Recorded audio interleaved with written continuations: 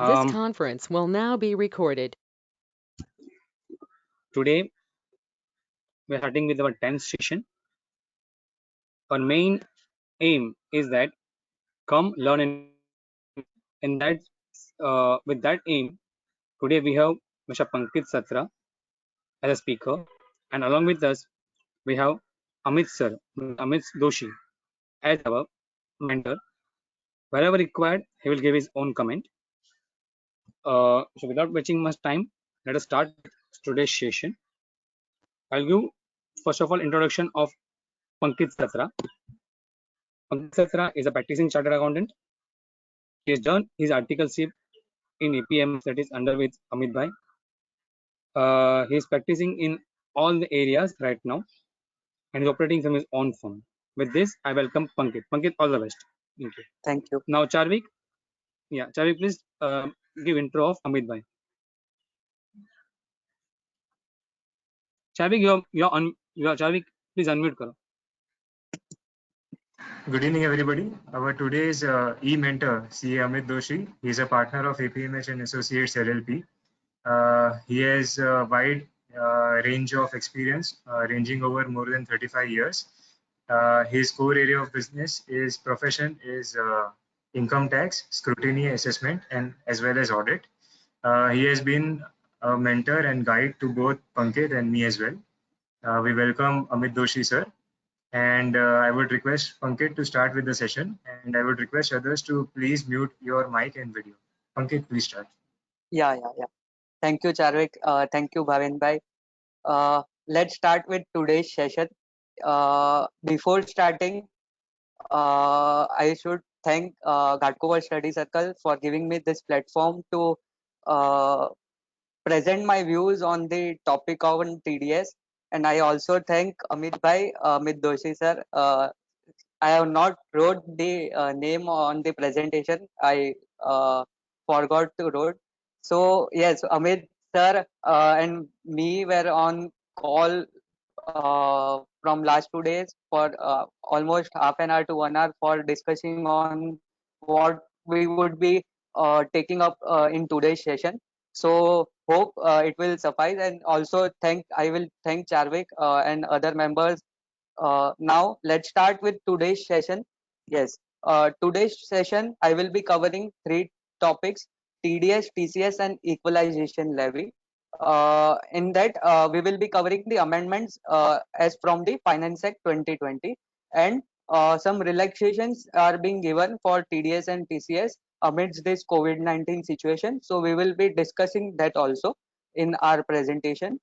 Now going forward, basically for in amendment parts, these three points are covered: TDS, TCS, and equalization levy. And in relaxation, one is the relaxation of TDS and TCS, and some important aspects of TDS we should consider in our practice. So I am covering this topic also in this presentation. Now I have broken this five things in sub small parts. So amendments in TDS from the Finance Act 2020. So these are the things we will be discussing in today's presentation. So first thing is reference to monetary limits for TDS applicability in certain sections. Then there is an amendment in the definition of work. Here associate is included in 194C in the explanation part. Then I will be taking up TDS on technical services. There is here there is a change in the rate of tax TDS for the technical services. Then I will be taking the TDS on dividend part. Here as we know, there is a change in taxability from the as in 11502 in the hands of the shareholder. Then we will be taking up the exercise of option for TDS on salary under section 192. Here we know, as we know, individual, in case of individual, there is a new tax regime which Finance Act 2020 has brought in, the 115 BAC wala tax regime, new tax regime. Then we will take up the TDS on interest in case of cooperative society under 194A. Here there is one small amendment. Here this also will be taken up simultaneously. Now, this all the points I have detailed in brief in the proceedings slides. So I am taking one by one. So let's start with the same. Now, reference to monetary limits. Basically, earlier prior to FA 2020, the TDS was there were exemptions for TDS in case of individual and HUF. As we know, there only individual and HUF in case of tax audit under 44AB, clause A and B. Only TDS was applicable in these sections, like we know 194A, 194C. So here only if the limits were increasing in case of मतलब अगर clause A या clause B में audit करवाना है किसी को in this, then only TDS was applicable. But subsequently in FA 2020, as we know, the audit limit is increased to 5 crore in clause A. So here government via amendment in the FA 2020 in this section 194A, 94C, 94H, here government has done an amendment wherein the earlier it was linked to clause A and clause B. Now here monetary limits are being specified. मतलब कि in case of business it is 1 crore and it is in case of profession it is 50 lakhs. So it should not be diverted. So they stick to the earlier limits. Just they have changed to monetary limits. So the wordings are changed.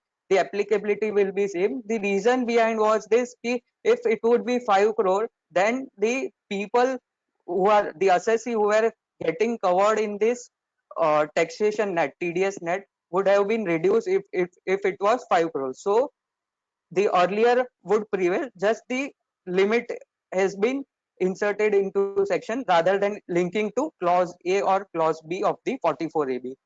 Now coming to the next point. Now important part of the TDS amendments, that is 194C. Yes, as we know, work has been defined in 194C prior to Finance Act 2020. We will discuss how this work has been. Please unmute. Please unmute. Please mute. Please mute. Sorry. Yes.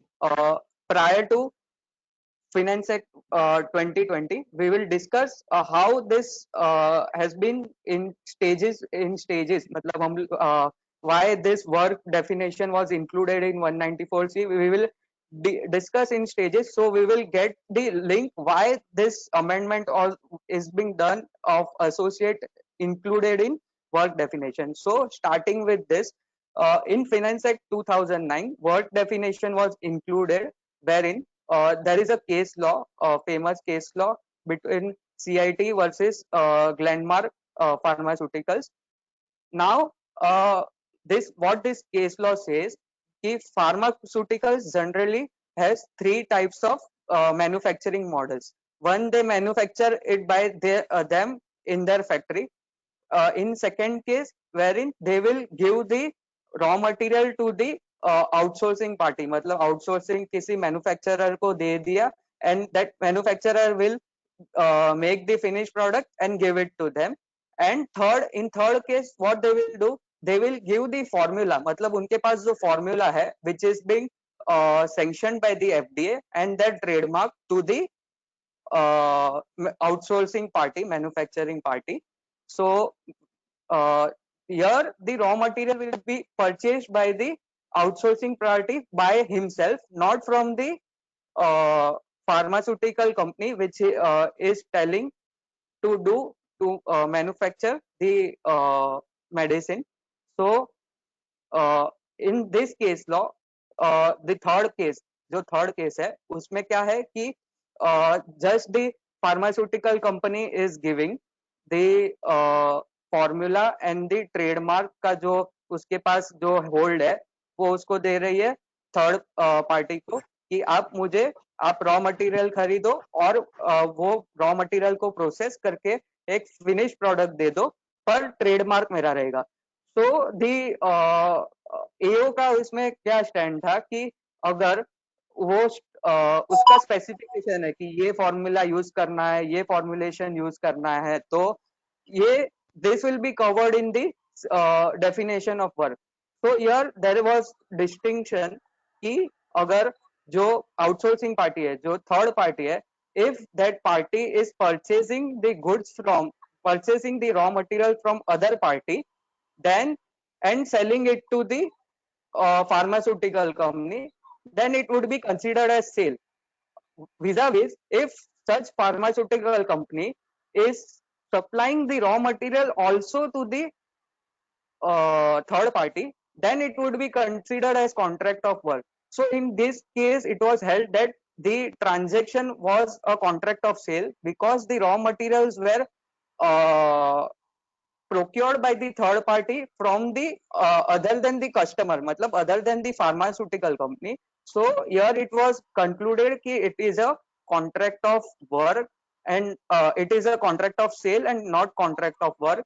तो मतलब यहाँ से हम लोग को ये जानना है कि contract of work मतलब as per the definition, if the manufacturing entity मतलब third party is procuring goods from other than customer, other than his customer, then it is a contract of sale. If it is procuring from the customer itself, then it would be considered as work. So यहाँ पे finance act 2009 में ये clarification लेके आया था. So it was a retrospective amendment, though the amendment did not affected Glenmark because it was clear कि though specifications were given to the third party, but raw material was not provided in their case, only specifications were provided. Then after subsequent things were happening in Finance Act 2020, there was an amendment, reason being what people used to do, they used to buy from third party till now, then they got a lacuna in the law. What they did, they purchased from the associate of that pharmaceutical company. So again the link was going on. So what government did कि वहां पे amendment कर दिया, either purchased from customer or it was purchased from the relative of the customer, मतलब associate party of the customer. So again here we can see the law is been widened, मतलब it is a again law clarification. So we should take this care कि if so three things to note from this case law and the amendment. First, we have to distinguish whether it is a contract of sale or contract of work. Then in contract of work, what will be the amount on which TDS is to be deducted. Now I will take up this because we had one query from Bhavin Bhai. So now I am discussing his, basically his query is कि let's say I have one company, let's say it is Glenmark Pharmaceutical, I have third party, yes. So taking to the example, Glenmark company gives raw materials to the third party for processing it to final product as per the specification given by the Glenmark. So in this case it is work, right, contract of work. So the third party is purchasing the raw material from the Glenmark. So for third parties purchase, when it is transferring, when it is selling the final product to Glenmark, so what would be the value on which TDS is to be deducted? So in Finance Act 2009, there is a clarification on this valuation part also. The invoice which third party would give should distinguish the value of material and value of the service component. So only the service component will be liable to TDS. And if it is not done, मतलब दोनों को साथ में ही add कर दिया, both are added in total, मतलब goods component and the service component, then TDS is to be deducted on the whole amount. So I think Bhavin Bhai's query is solved with this example. मतलब वहाँ पे clarification दे ही दिया था, and we should note it as an important aspect when we are dealing with works contract and other manufacturing industries wherein the goods are raw materials are transferred to the third party for processing, like we see in packaging of the FMCG products. Thus they are the marketing is done by the FMCG companies, the manufacturing is done by the third party cases. So might be we are dealing with such clients, so we should take care that there is no such thing ki we are not deducting TDS on the third party is not deducting TDS on that amount. So the final company, matlab pharmaceutical company is not TDS, deducting TDS, okay, because the receipt is of the third party. So this we should take here. And going ahead, now I am discussing the amendment under 194J. 194J, basically we know professional fees and technical fees are covered. So the amendment is on the technical fees which are not in the nature of royalties, right? So technical fees may they have taken the rate as 2%. Reason behind this is कि there were litigations going on कि whether this technical fees should be taken up under 194C or 194J. So there were litigations going on. So government came up to reduce this litigation. That amendment कि let's charge on technical fees 2% only. So now we have a distinguished कि 94G वाला जो है उसमें 1% for individual HUF and for other than that 2%, and in case of 94J technical fees will be chargeable at 2%. So यहाँ पे जो litigation issue अब तक आ रहा था that is been taken up with this amendment. So coming to the next slide, TDS on dividends. This is a super master blaster by the Nirmala Didi. Okay, now section 194 deals with the TDS on dividends. Prior to this, let's get a deep knowledge, basic knowledge of the taxability of dividends. Now let's say कि इसमें क्या था, prior to Finance Act, मतलब Finance Act 2020, before Finance Act 2020, taxability of dividends में ऐसा था कि the domestic company had to pay dividend distribution tax at the time of distributing dividends to the shareholders.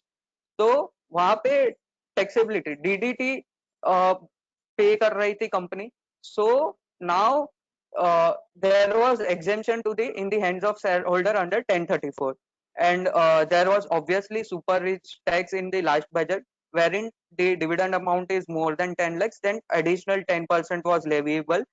So that was the prior to Finance Act 2020. So early in the Finance Act 2003, this was brought. So classical system was there, wherein the earlier also the shareholders were taxed. Then DDT was brought because uh, things were happening. The shareholders were not paying tax on dividends. So now again government has brought the uh, TDS on dividends in the hand of shareholder. Reason behind this is कि big shareholders को अभी छोड़ ही दो, जो छोटे shareholders है मतलब retail investors है, they get barely 10,000 dividend. If they are getting 12,000 मतलब prior to DDT मतलब gross amount 12,000 आ रहा है और उसका जो taxable limit है वो 5 लाख से कम है, then they don't have to pay any tax, wherein in earlier case they were getting only 10,000. So here the one aspect was also considered this, and government has now system of deducting TDS because government has now system of we know in listed companies it is compulsory the shares are in demat form. So shares are in demat form, so the company has details of shareholder like the PAN number, so they can deduct TDS easily. So the amendment was brought here in Finance Act 2020, wherein the taxability is now in the hands of shareholders, right? So 194 was always there prior to Finance Act 2020. In other cases मतलब जहाँ पे DDT नहीं भरा गया है तो वहाँ पे TDS was applicable. So 194 is revived on the upfront. मतलब जहाँ now 1150 is not there, and 194 section 194 comes in picture, wherein company who is distributing dividend has to see that if the amount is more than 5,000, has to deduct TDS on that amount at the rate of 10%. So this was the uh, case in 194. So taxability change हो गया. Then 194 is again revived on a broader way. Now coming to the deep analysis of dividend, TDS on dividend. Prior to this we should know two common things. मतलब तो definition पता रहना चाहिए कि foreign company और domestic company क्या है. तो before reading foreign company definition, let us read domestic company definition. Domestic company means an Indian company, मतलब which is registered under Companies Act, or any other company which is respect of its income liable to tax under the Income Tax Act and is going to declare dividend within India. So domestic company definition is this. Foreign company means a company which is not a domestic company. So uh, taking this definition ahead, now as we know, dividend has been taxable in the hands of shareholders. So everywhere 1150 reference was given, the changes are being done.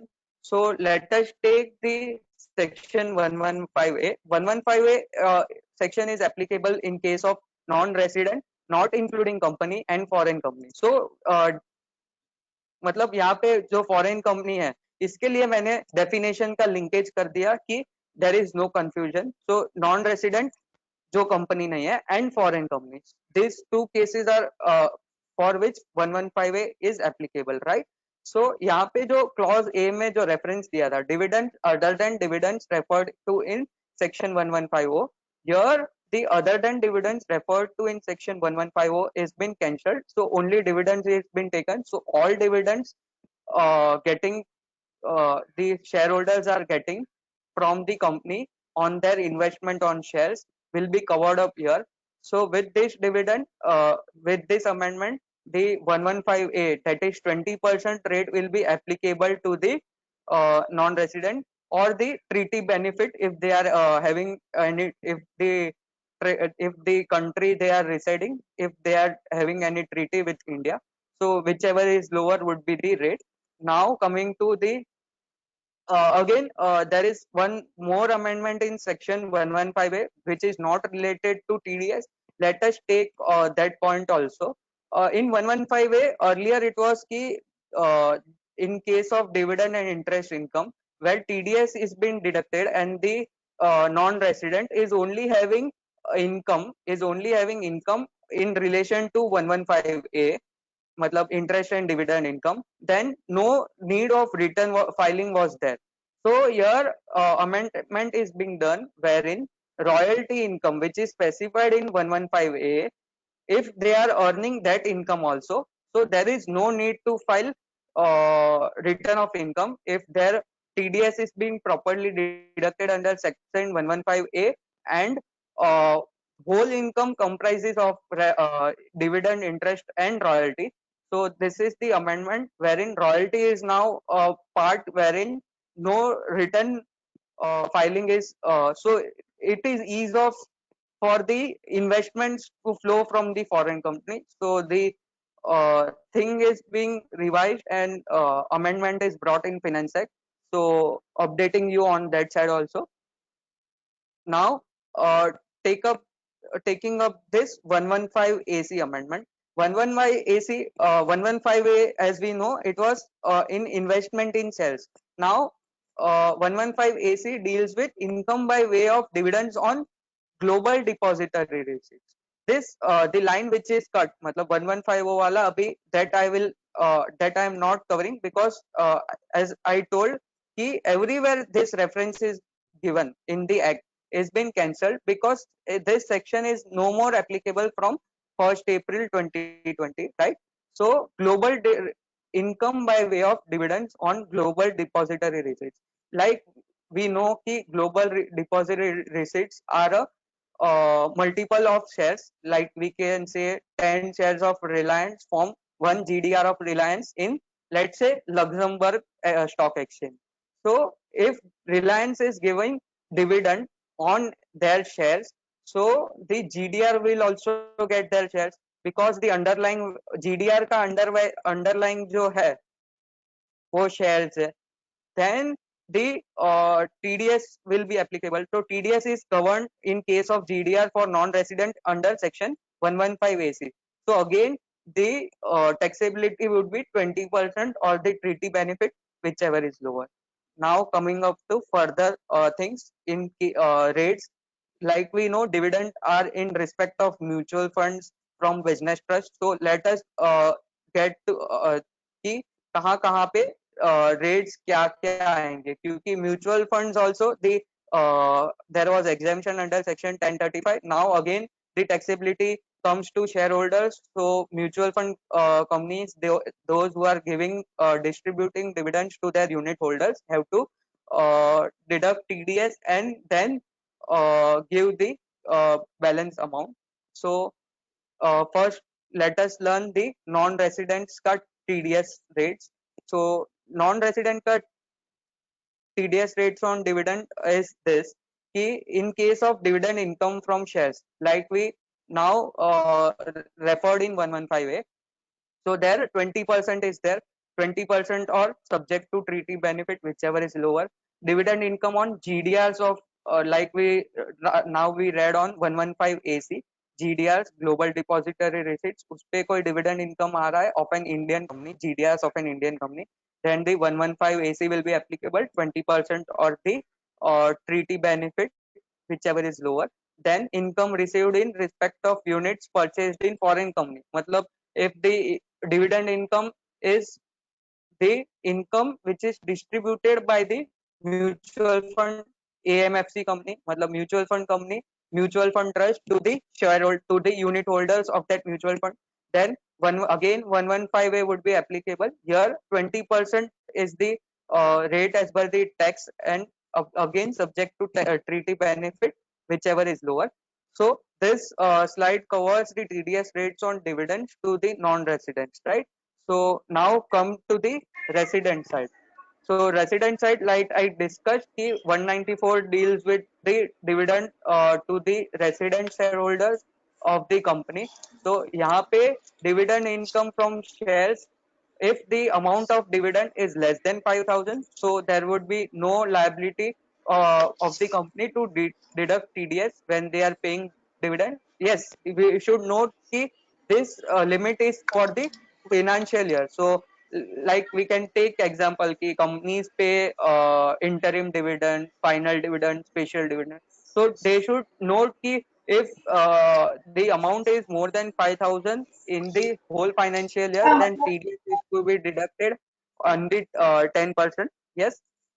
Now, in case of residents, dividend income from mutual funds is covered under section 194K. So this dividend income is purely in the nature of dividend income and not in the nature of capital gains. Like many times the mutual fund companies also distribute the income in the nature of capital gains. So 194K does not cover this type of income. It is only in the nature of dividend.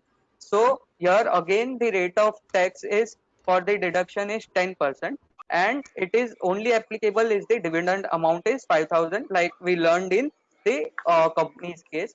Now dividend income from business trust in case of resident. So here section 194 LBA is covered. 194 LBA says कि it is 10% of the dividend. मतलब 10% would be applicable if the dividend is paid by the business trust to the unit holders of that business trust. So business trust का literal meaning तो हम लोग नहीं जाते हैं act पे. Business trust का we can take example like REIT है, InvIT है, which are new concepts we have seen in the past 3 years. Okay, now uh, we will discuss the surcharge on dividends. Again, there is some distinguish between the residence for surcharge in case of dividend and the surcharge on the non-resident income in for the dividend. So resident case it is quite simple. Here as we know कि resident का जो surcharge है please all of you please mute the mic. I am having some disturbance. Yeah, Ankit, you continue. You continue. Yes. Uh, Now I am taking this surcharge. Surcharge, what is surcharge is dealing? Surcharge is dealing wherein कि surcharge normal individual HUF, AOP, BOI and artificial juridical person है उसका surcharge other than dividend income is 25% when the GTI is in between 2 crore to 5 crore or 37% if it is greater than 5 crores. It is other than dividend income. Let's say this individual has a dividend income. So in case of this dividend income, the surcharge would be at a lower rate, that is 15%. So maximum tax rate in case of dividends, it would be 35.88%.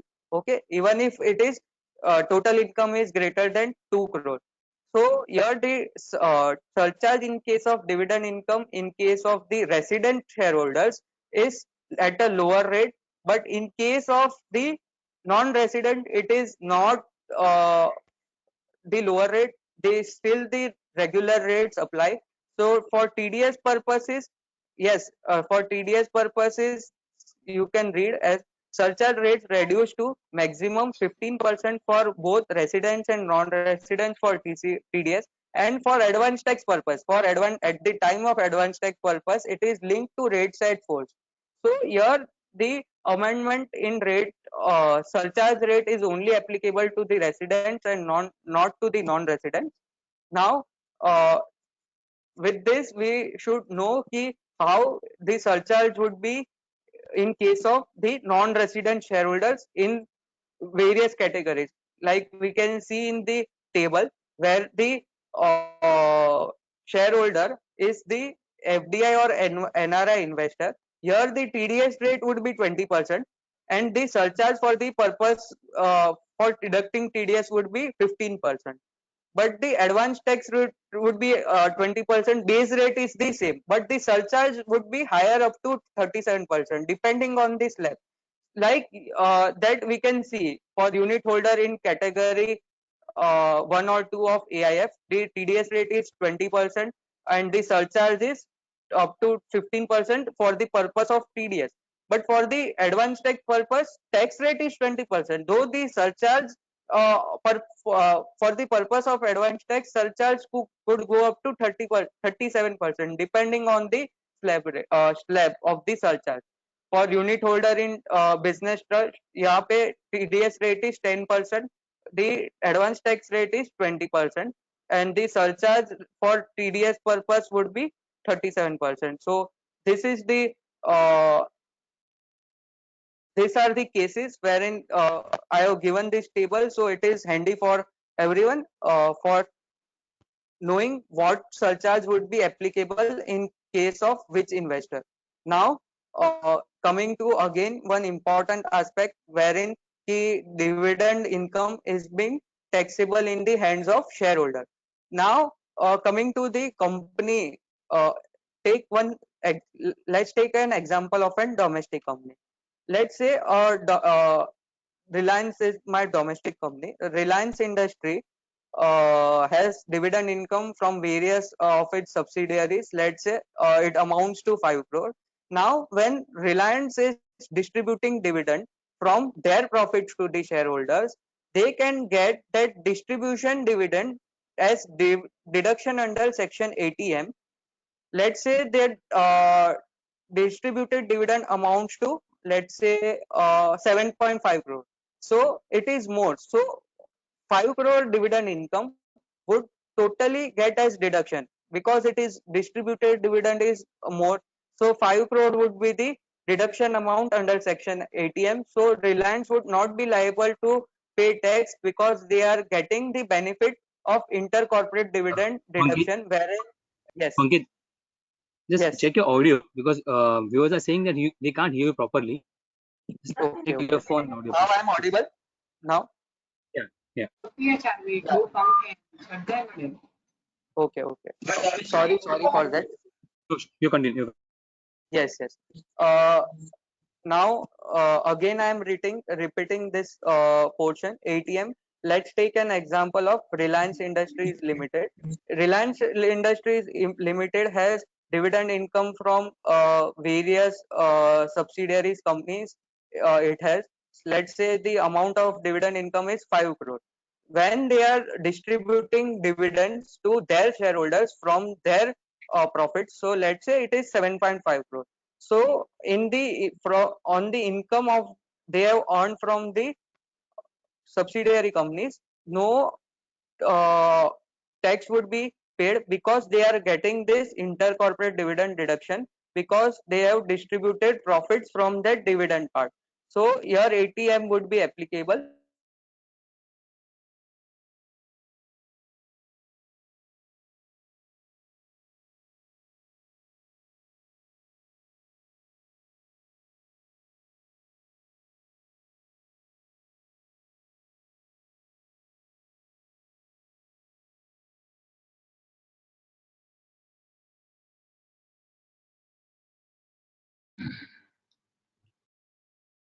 Pankit, your video.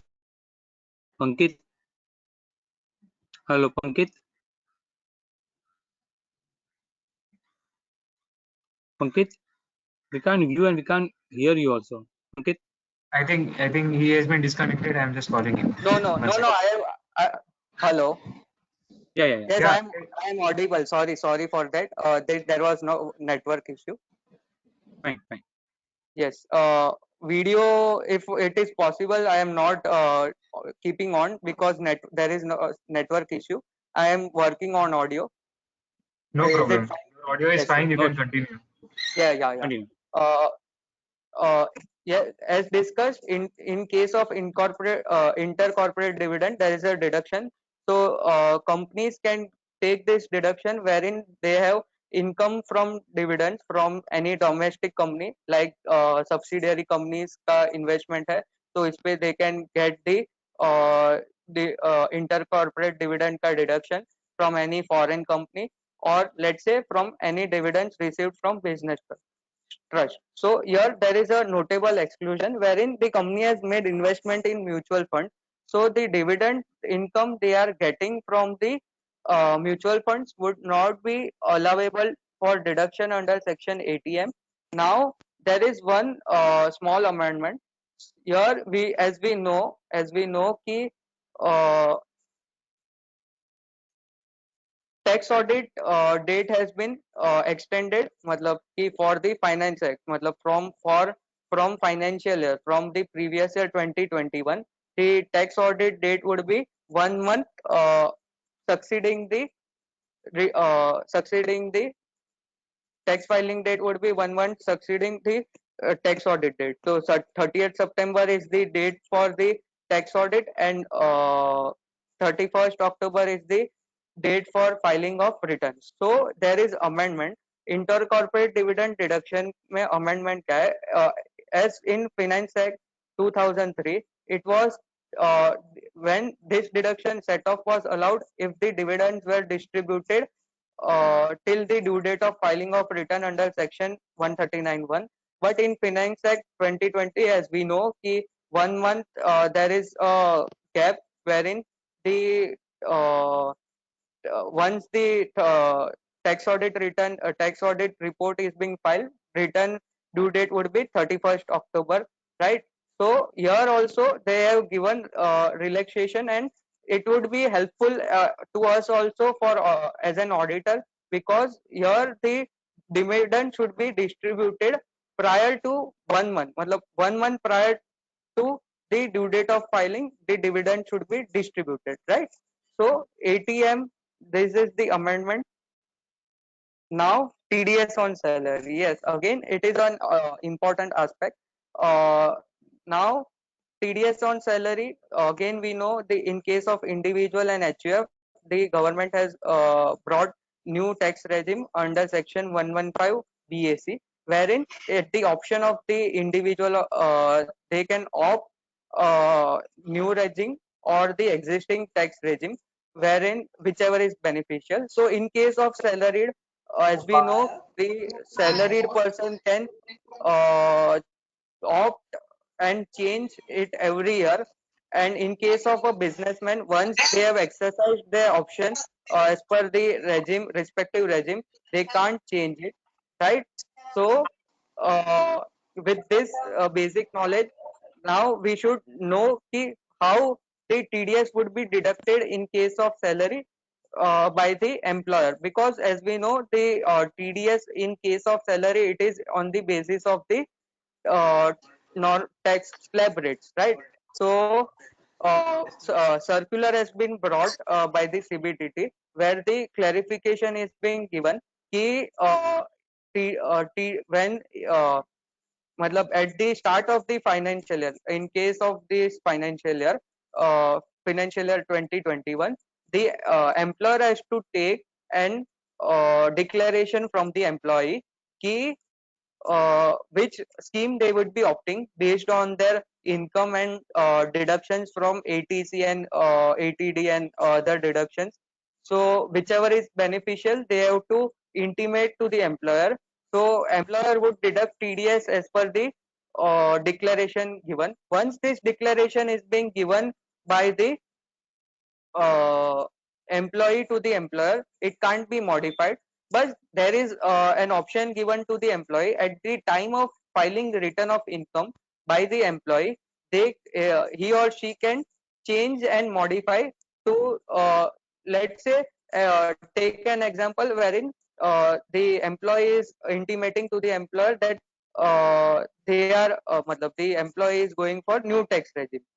So uh, at the time of filing return, the employee thinks कि it is beneficial to go in the old regime. So it is at the option of the employee. They can change at the time of return of filing, but they can't change in at the once they have intimated. So this intimation is to be given on a year and year basis. As we know that salaried individual or HUF can salaried individual can change their regime based on their income. Now coming to the 194A, again here there is a small amendment wherein cooperative society is paying any income to their members in the nature of interest. So here earlier it was given a full exemption. So now the amendment reads as this: कि, the cooperative society, if they are paying any income to the society member, so now their limit would be applicable. If the uh, turnover of the cooperative society is greater than 50 crores in preceding financial year, then TDS, the cooperative society would be liable to deduct TDS. And when they are liable to deduct TDS, and if the income amount is greater than 40,000 in any other case other than senior citizen, then TDS would be applicable under section 194A at the rate of 10%. In case of senior citizen, the rate is 50,000. Now TCS amendment in Finance Act 2020. Now, TCS, as we know, there are two new additions wherein TCS on LRS is being brought in, and TCS on sale of goods. Now we should have an idea कि this amendment, earlier it was applicable from April 1st. Now it is being postponed to October 1st. In case of sale of goods, the TCS rate is 1%, but while calculating the 1% on the amount, the export of goods and import of goods are not to be considered. So this would we should take a note. It is 0.1%, 1% is the rate, and if the party, this buyer does not have the PAN or Aadhaar, then it would be 1%. So 0.1% is the rate. If the buyer does not have the PAN or Aadhaar, then rate would be 1%. Now the LRS, in case of TCS on LRS, the limit or the percentage would fall as we are seeing here. The remittance amount in a financial year is greater than 7 lakhs, then is less than 7 lakhs, then no TCS. Greater than 7 lakhs in case of other than tour package, overseas tour package, then 5%. Exceeding 7 lakhs. So if the amount is 10 lakhs, then TCS would be only deducted on the 3 lakhs, more than the 7 lakh amount. So only 3 lakh pay 5% would be coming.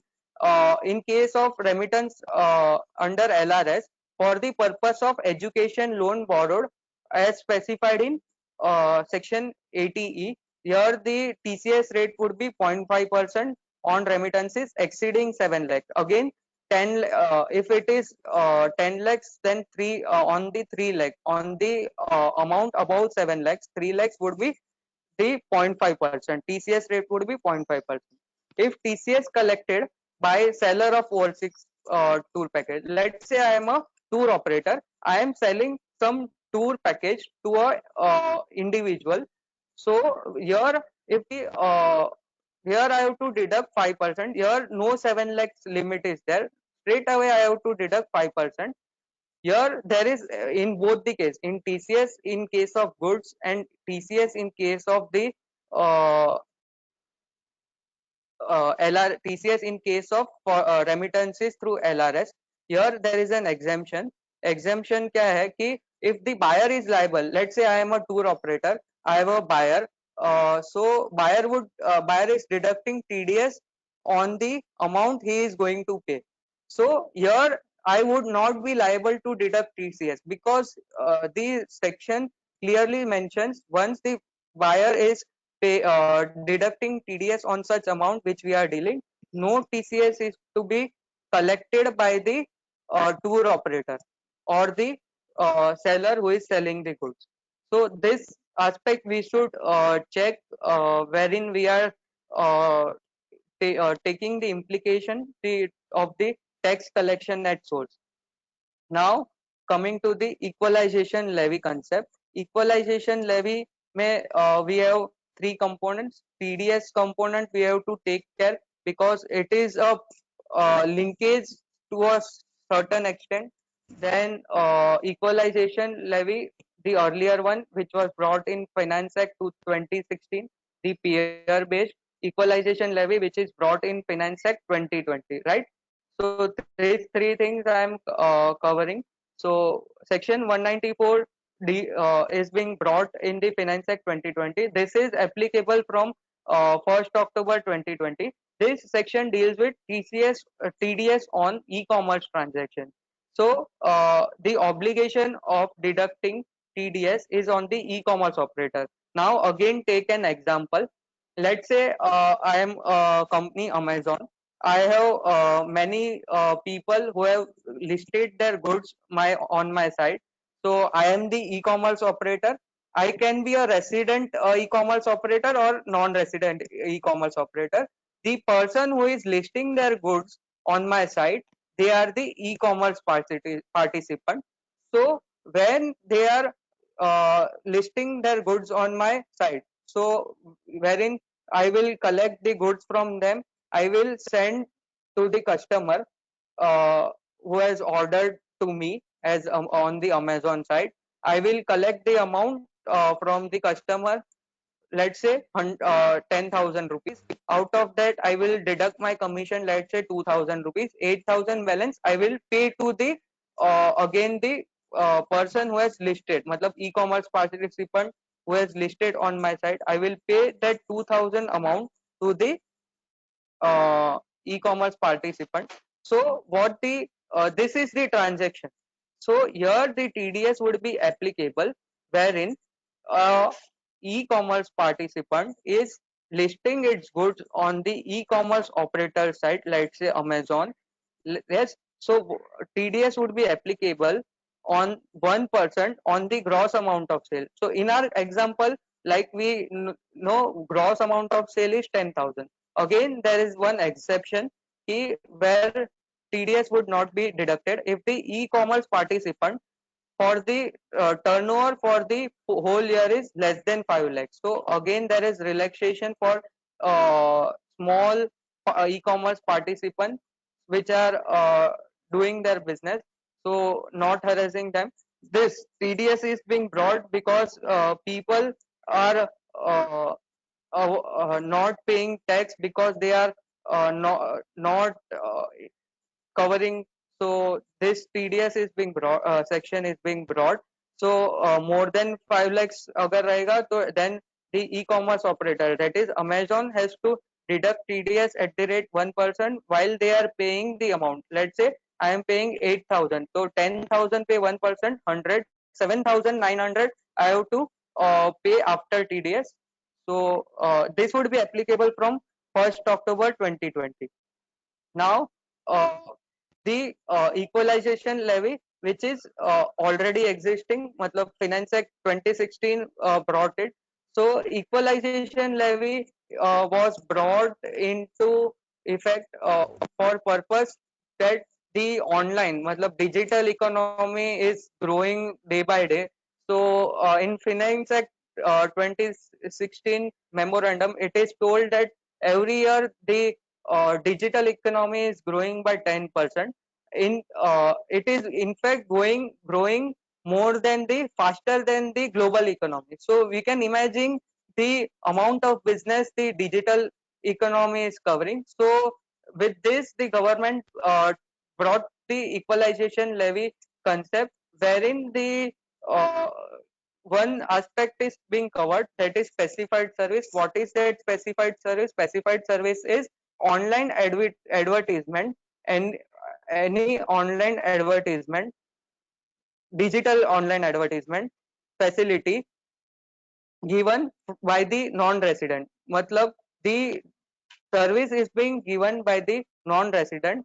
The obligation to deduct equalization levy is on the person who is paying the consideration for listing their goods or services on the portal of that non-resident. Let's again take a example of the uh, Amazon. Let's say Amazon has a listing services, but the listing services is only related to advertising. Amazon is providing listing services wherein a person can advertise his or her product on the Amazon portal, right?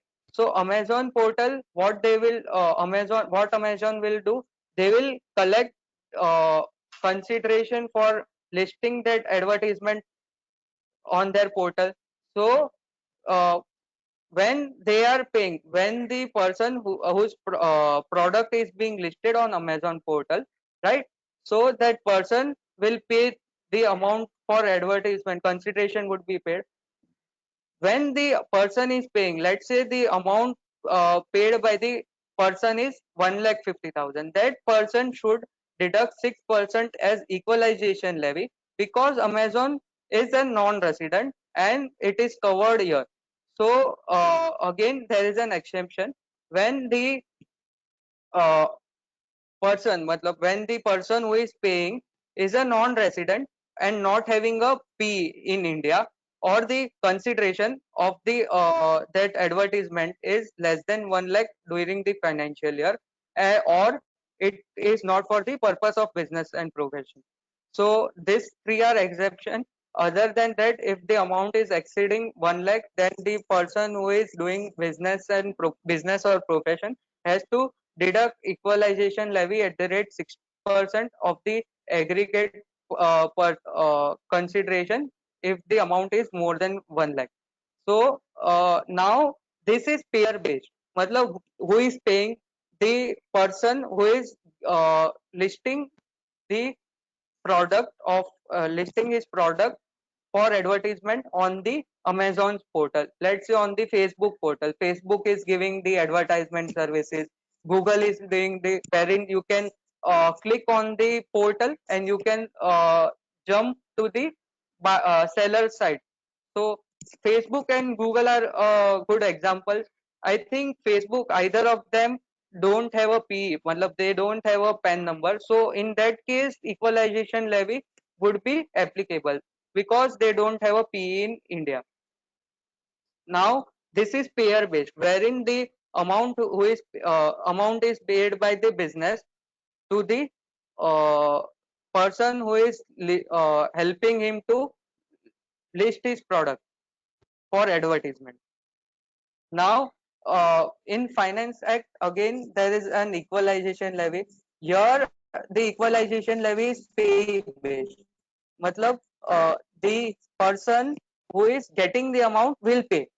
Who is receiving the amount will pay. Earlier, it was who is paying would be paying, paying the. So, basically, here, what is the thing? The section 9, which is dealing with the non-resident income, is being broadened, wherein a non-resident who is not having a PE in India and whose sales turnover is more than 2 crore in a financial year. Here, there are three services specified. Let's say I am taking again an example of Amazon. Let's say Amazon does not have a PE in India.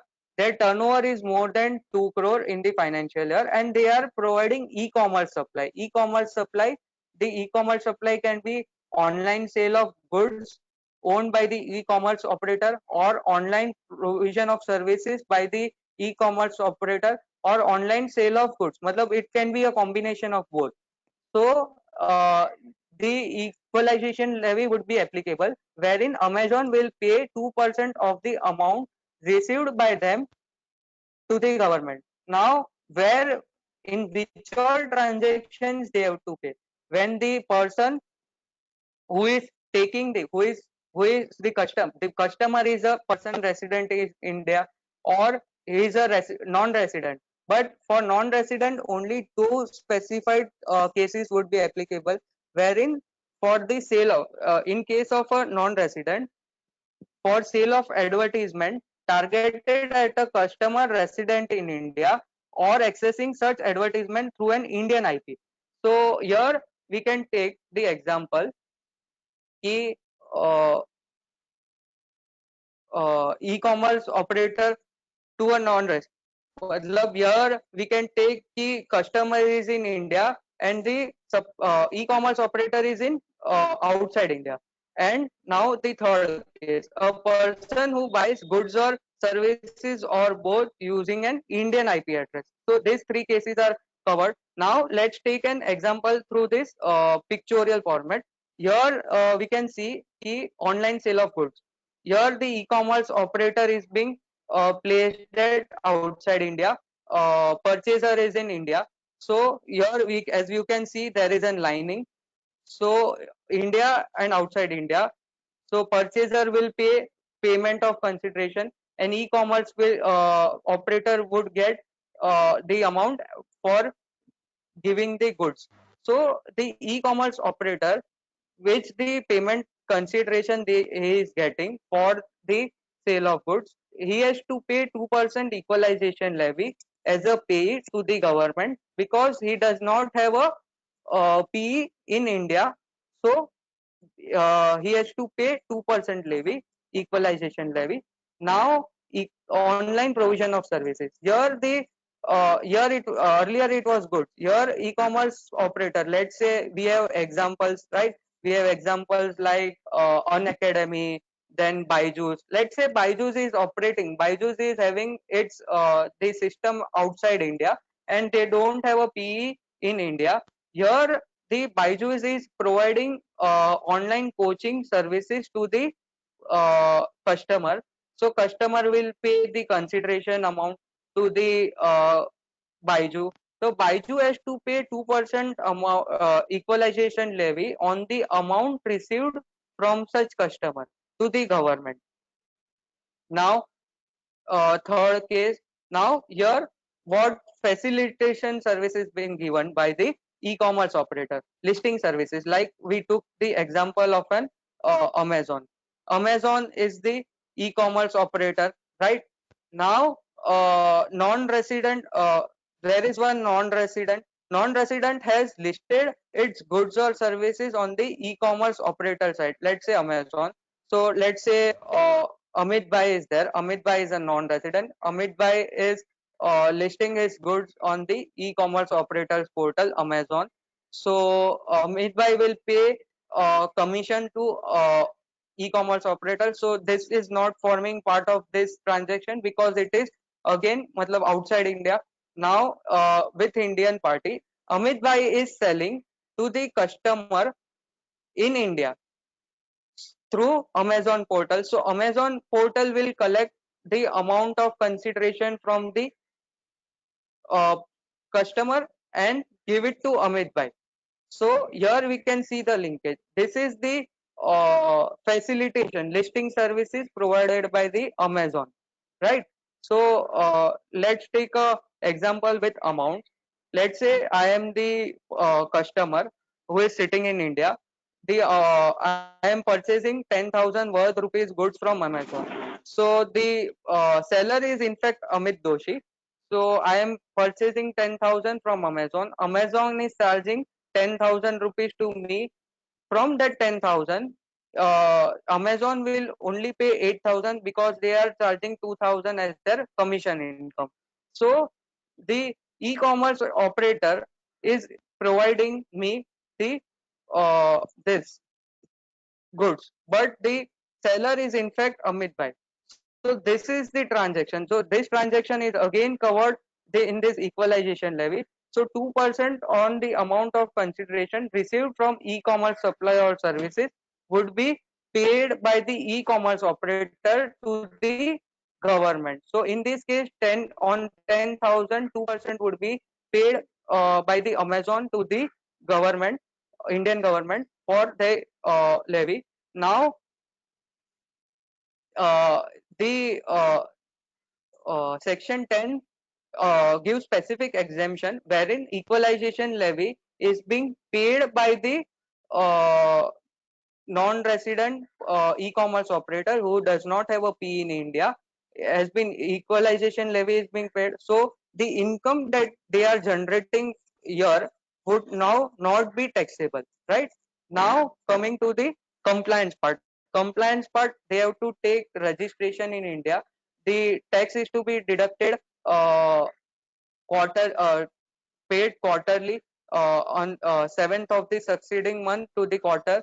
Then compliance, they have to do annual compliance 30th June, year ending 30th June would be matlab in after financial year 30th June would be the uh, annual statement return filing date. Now, if there is some consequence, then interest would be at the rate of 1%, penalty would be 100% of the equalization levy.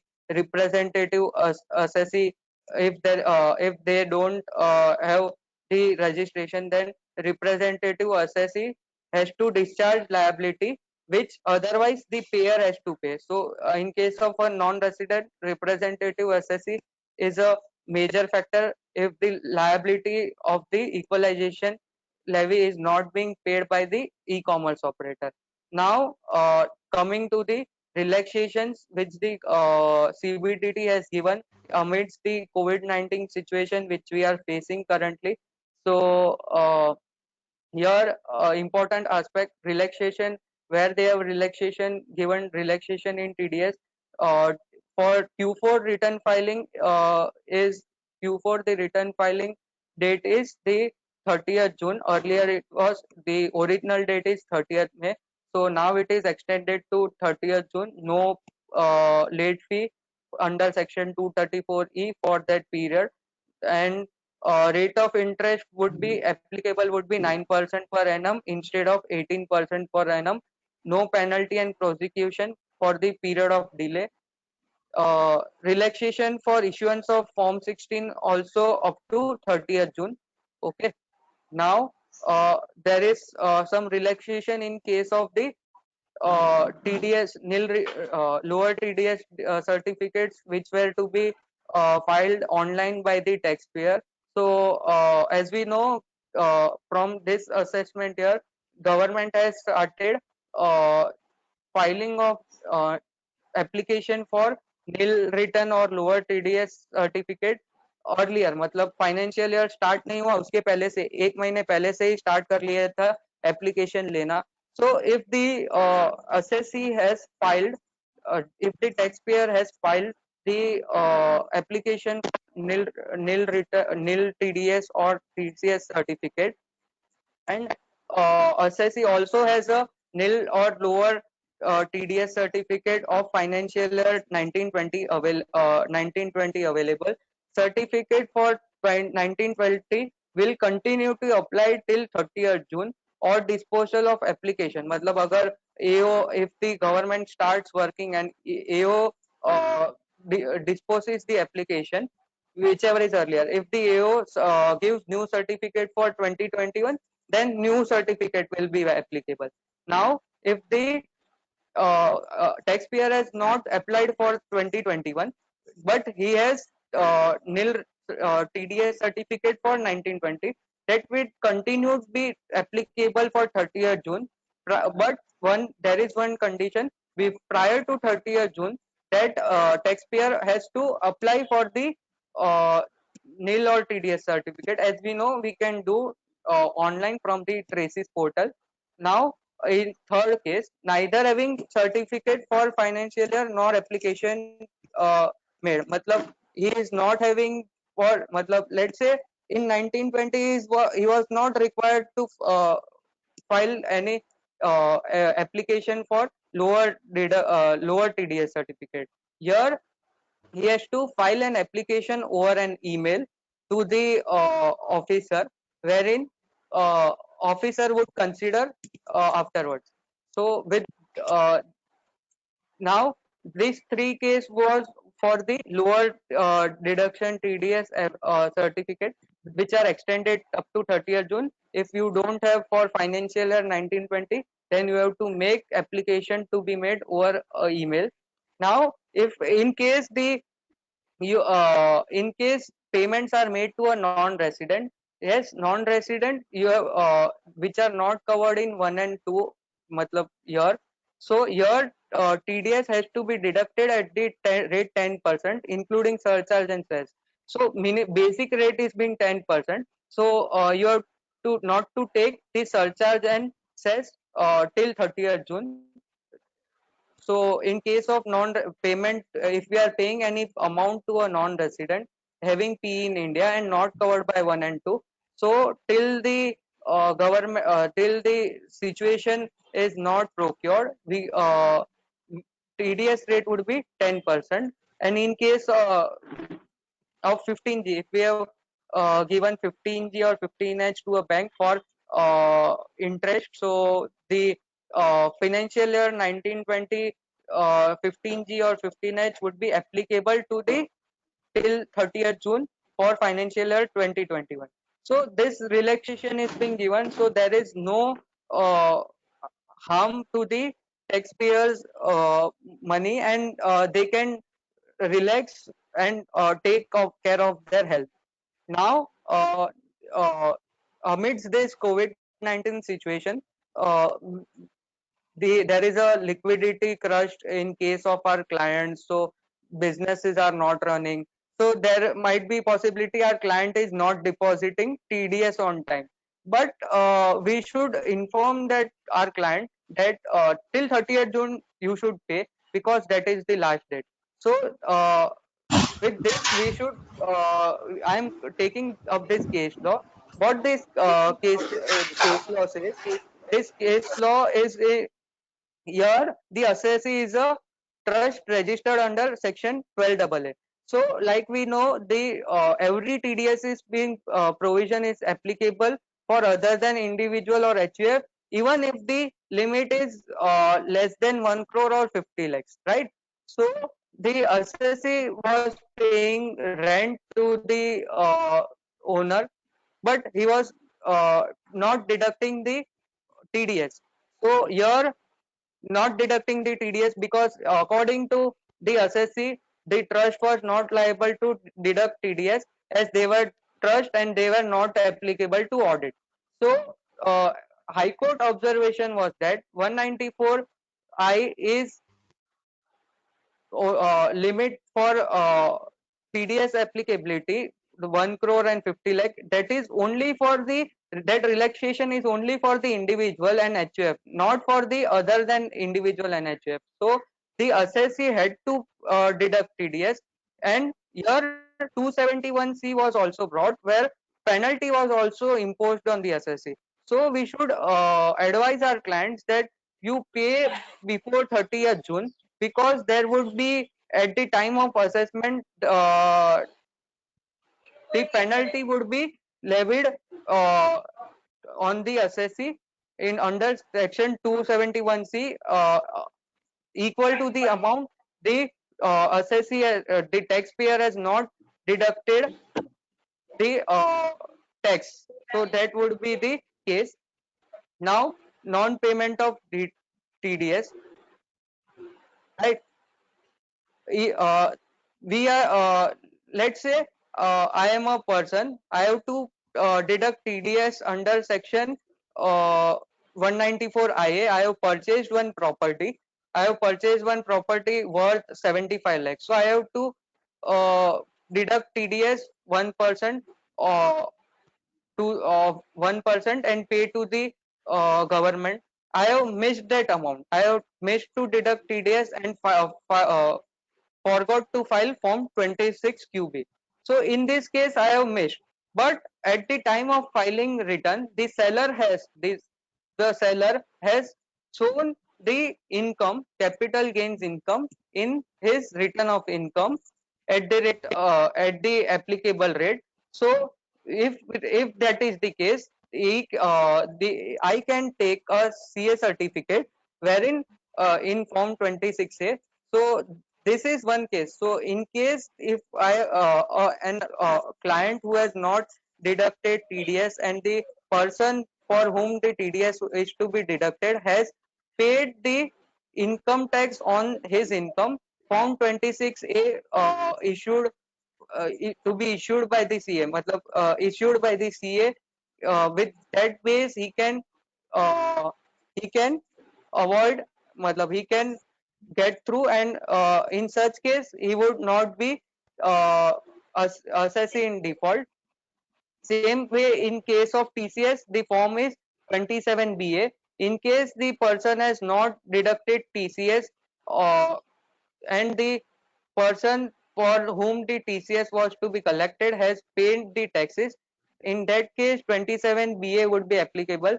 27BA is the thing wherein he CA would give the certificate. So 27BA is applicable. Now, yes, I have completed my presentation. Sorry for the interruptions and the network issue. If anyone has any query, they can raise. And Amit bhai, please. Pankit and Amit bhai, And some questions Yes. is raised. Yeah.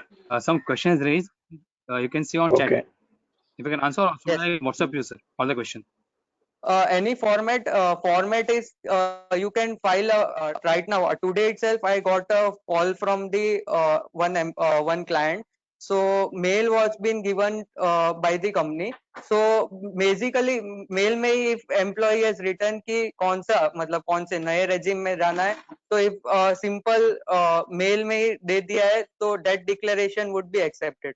So today itself I brought up the inquiry. Then whether any due date of taking declaration from employee. Yes, due date would be, as we know कि you have to deduct TDS on the April month salary. So deduct TDS for, so you should be knowing कि in which regime. So currently it is expected. So what the employees are doing, they are shooting mails to the employees, and employee has to give the intimation कि कौन सा tax regime they would be applied. So there is no due date. So from April it is applicable. Employer can take one option कि let's say they are taking the new regime, let's say, or the old regime. Then employee has an option to go in the new regime or the old regime if at the time of filing of return, and has to pay advance tax if there is a shortfall. So that thing you have to take care. If the firm, if the assessee or the client is a small one, and they know the taxable income, matlab house rent income and the salary income, they can take the decision. If the organization is a big one, they have to take the information from the employee. That would be a best part if the organization is a big one. Then whether TCS sale of goods is collected on receipt basis. It is receipt basis or credit, whichever is earlier. So TCS is to be collected. It is whichever is earlier. So at the time of credit or the receipt, whichever is earlier. So TDS के जैसे ही इसमें करना है. Then what if application of lower TDS was filed on 30th March for 2021 and assessee doesn't have lower TDS certificate? Just one sec, Pankaj. Okay. I would like to intervene here. Yes. As regards the TCS on sale of goods for which the query is raised, it is on receipt of money and not on sale. I think this is what the participant would like to know, Okay. whether the money is to be collected. Okay. Money is to be collected on sale of goods or on receipt of money. Okay. Okay. So basically, it is to be collected on on receipt of money. Like when turnover of a particular SSE in the year 2019-20 financial year 2019-20 is exceeding 10 crore rupees, to them only it is applicable. This particular provision is applicable, right? Now, Yes. whenever goods are sold to a particular customer exceeding 50 lakhs of rupees, I mean, the collection is coming at exceeding 50 lakhs of rupees. Even if goods are sold worth 2 crore rupees on the very first day, then the liability does not arise. Liability arises on collection of money. So, as and when the money is received against sale of goods, and when these receipt is exceeding 50 lakhs of rupees, then the liability starts. Okay. So Right? it is basically on So the receipt. it is on collection, on receipt of Receipt. money and not on sale of goods. And that is the But reason why it is not possible even for them to Yes. collect the TCS on the invoice. So Yes. there So are in queries case raised of by bad debts many or discount, customers. it would not be there. Yes, bad debts, discount, everything. There would not be any TCS on that. It is Yes. purely on receipt of goods. Okay. Okay, Yeah. go on. Now, one more query is this: the what if application of lower DDS was filed on 30th March for 2021 and the assessee does not have lower TDS certificate for 1920?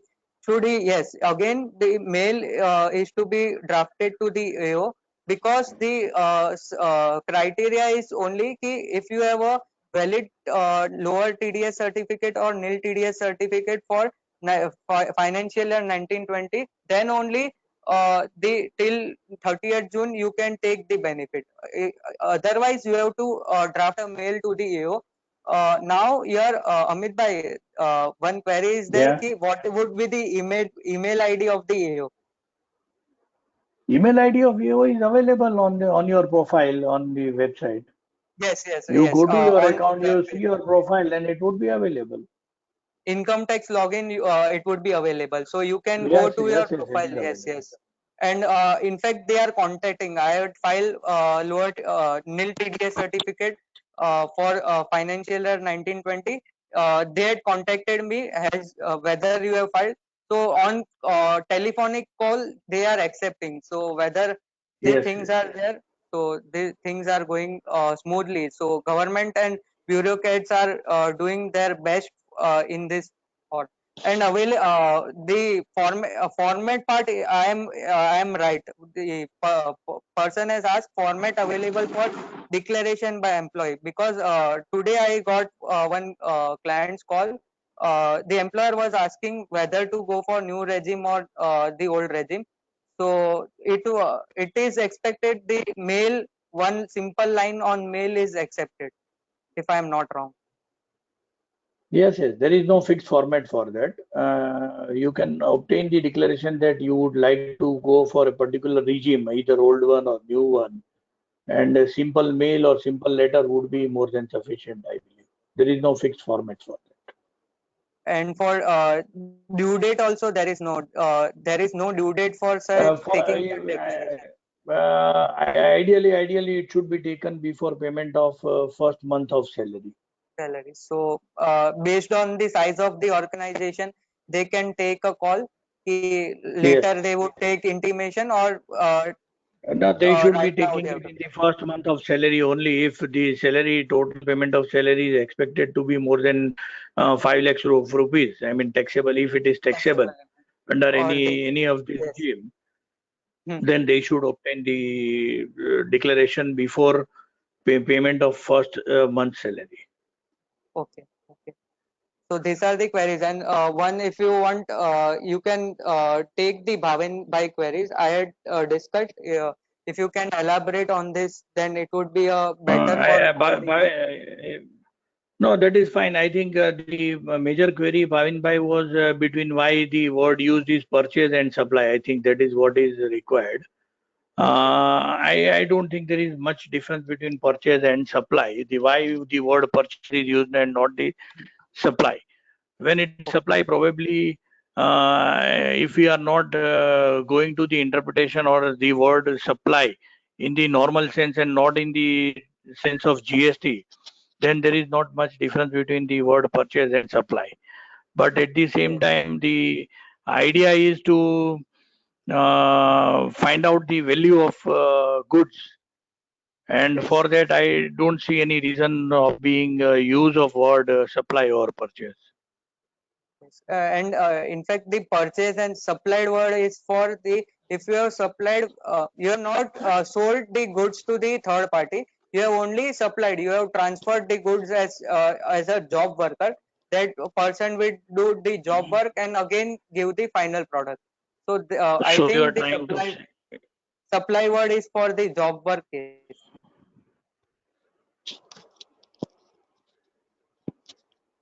Amit bhai, Yeah. one more query is raised. Yeah. Okay.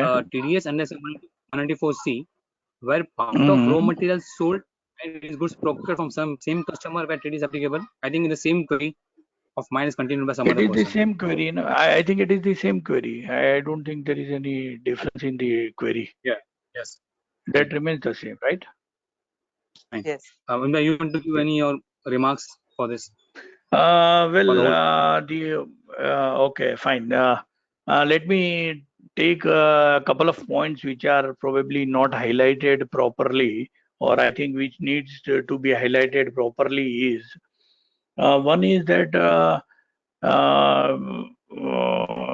as far as TCS is concerned, there is one change which has been brought in, which should have been highlighted properly, is that when um, there are any payments under LRS where payment is made for the purpose of remitting the money under LRS for education purposes, and the person remitting money has taken loan for education loan, which is otherwise allowable as deduction under section 8IE, then the rate of deduction of rate of TCS would be reduced to 1.5%. That is something which is required to be noted. And this change has come from not in the finance bill, but it has come in the Finance Act. In the Finance Act while passing the Act. I think except for that, I would not like to add anything else. So one more question is came. Yes. Yes. It is TCS on sale of goods. Whether any adjustment for GST since it is on receipt basis. No, it is. I think it is GST is not to be considered as for the purpose of calculating the TCS. GST is to be excluded. It is on the principal value of the goods which is supplied or which is sold to the customer is to be taken. No GST is required to be included in the for the purpose of calculating TCS. I think the law is very clear about it. as we are doing in TDS also. Yes, yes. Okay, sir. It was very good. Any more questions? If anybody want to ask, we can take 1 or 2 questions more.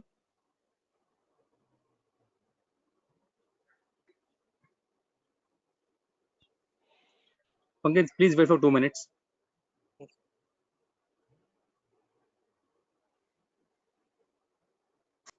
Hello, hello.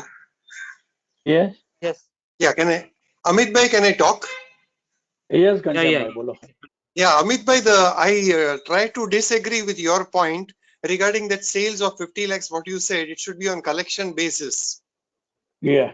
How will you keep the control, saying that the sales proceeds came for the last 5 years, this year, second year, third year, and the subsequent year somebody Yes. has given you in advance? How will you keep the Okay, control of fine. all the things? Oh, okay, great, great. Okay, fine. Let us discuss that. Now, see, first of all, you cannot be asked to have any TCS on the sales which have taken place before enactment of the law.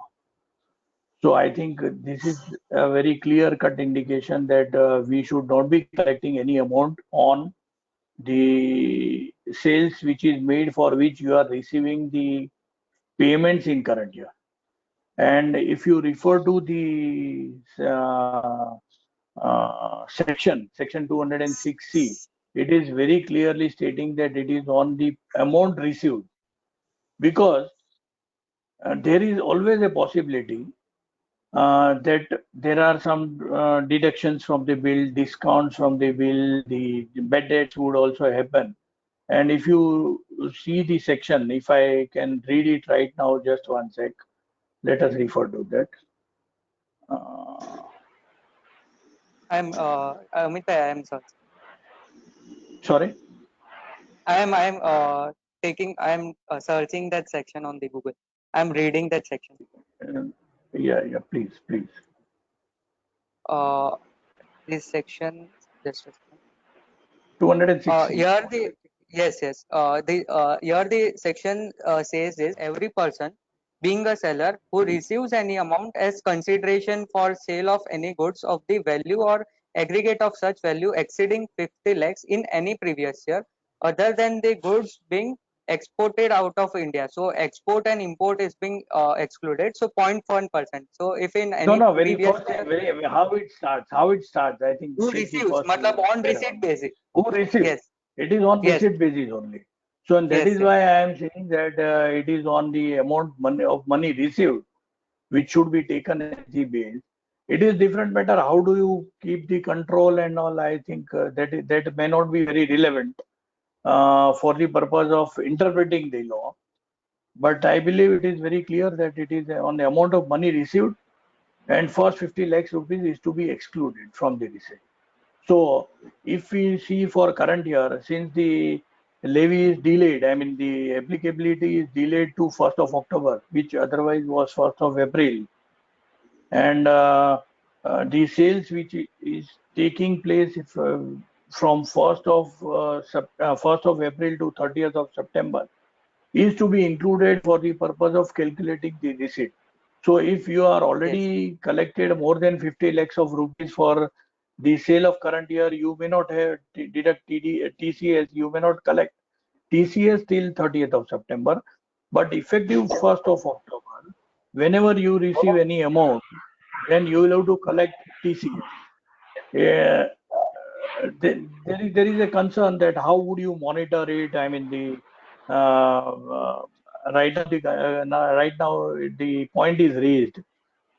So it is quite possible that practically what the industry is trying to do is that since it is very minuscule amount of 0.1%, they may not collect it every time, but at the end of the month, they would raise the debit note for TCS. They would not collect it at that point of time, at the time of receipt of money, but they would raise the debit note at the end of the month for amount received, and that could be probably logical way of keeping track of it, because it would be very difficult for the customer also to add every time 0.1%.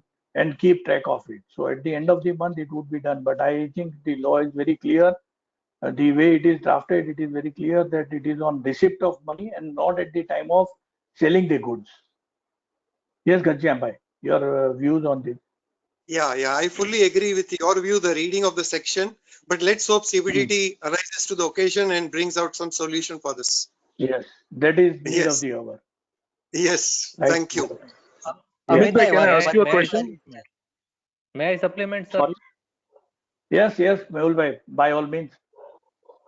Sir, I completely agree with you for the simple reason that ultimately why a person would pay tax on behalf of somebody else when I'm selling goods.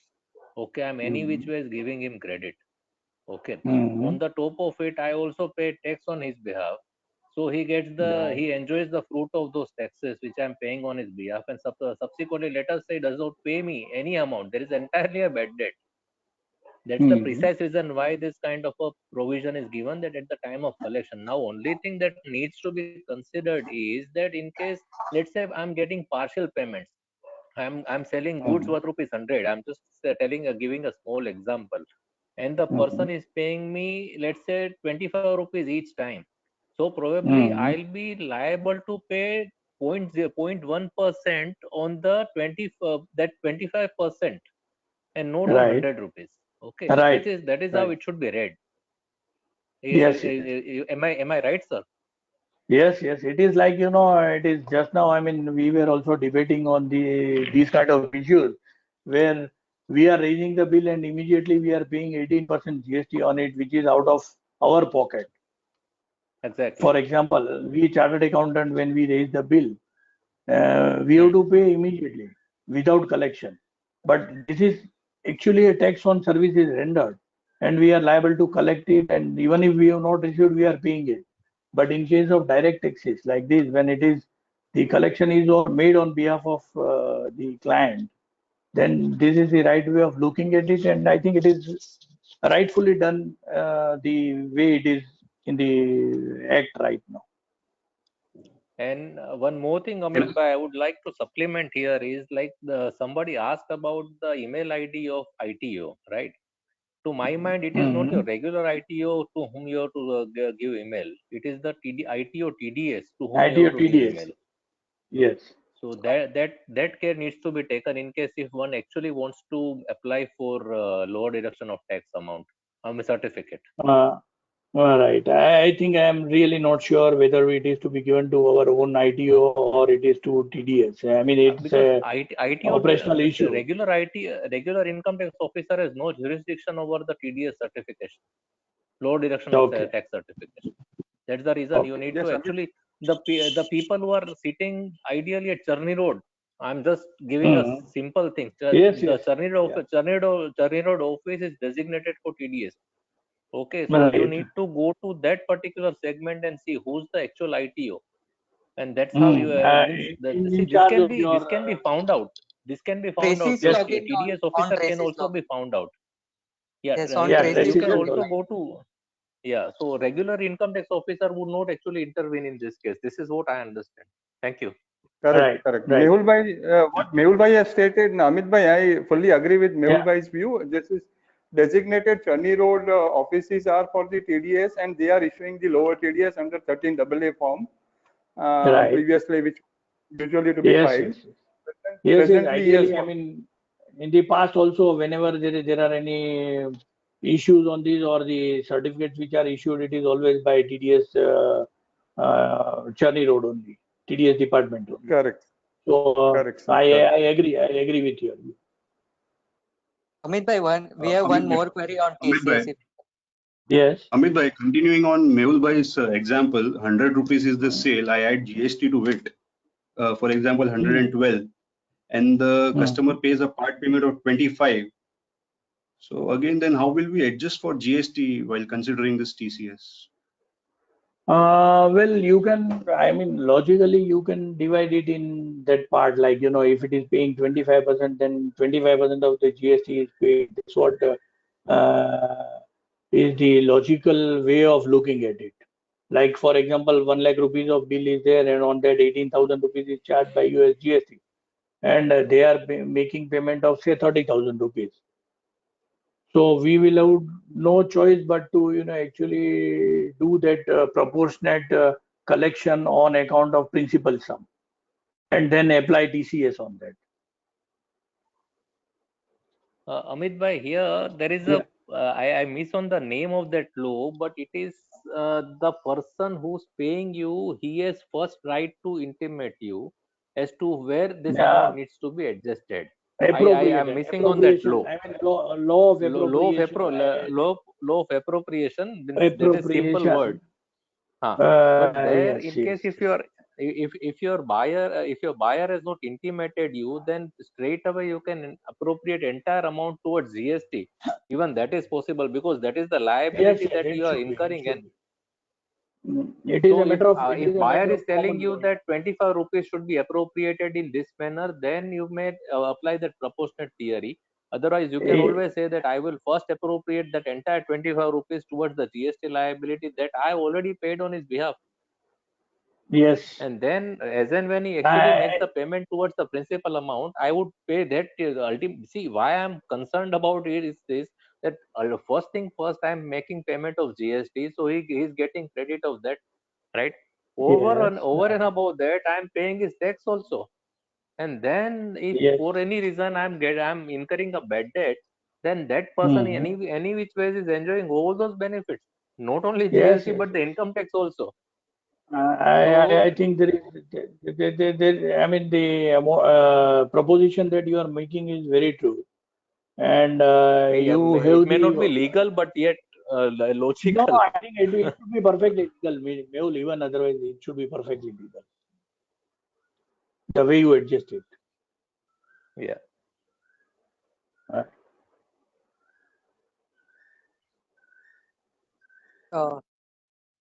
Bhavin bhai, if anyone has some more query or can look up. Someone has given this link on the chat box for the contact number, so they can contact if possible if they ITOs are working in this situation. So they can get their mail ID. These mail IDs are there. If this would even if ITOs are not working, email IDs are enough for yes, making 3 IDs are there. Mumbai CCIT. So for Mumbai it is there. So this link. No, I think IDO TDS is IDO TDS should be the ideal way of looking at it. Yes, someone has given this link, so it is helpful. Right. Yeah, it is there in chat box. Yeah. Bhavin bhai, if any queries from the viewers.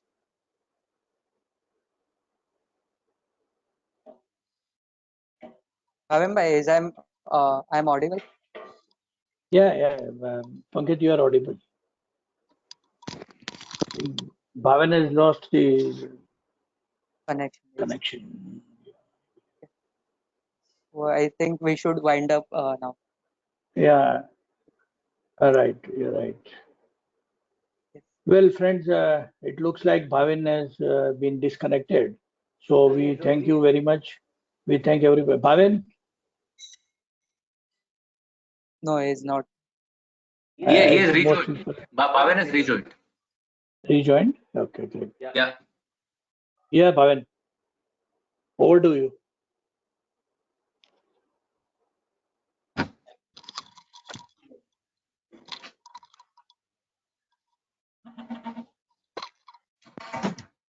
Bhavin bhai. Okay, fine. Let's conclude from our side.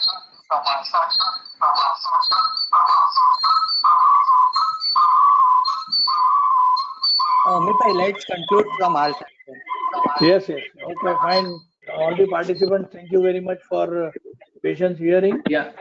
Thank you. Amit bhai. We wind up. Amit bhai. Yes.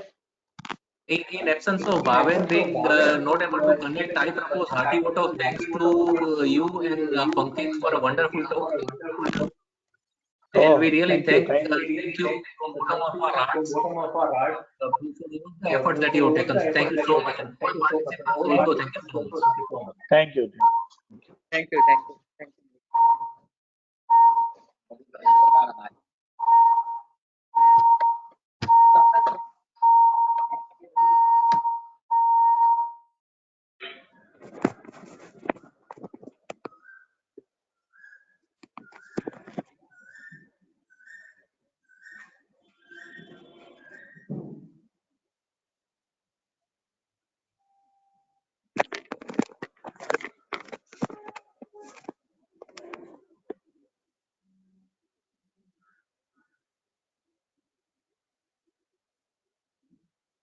you.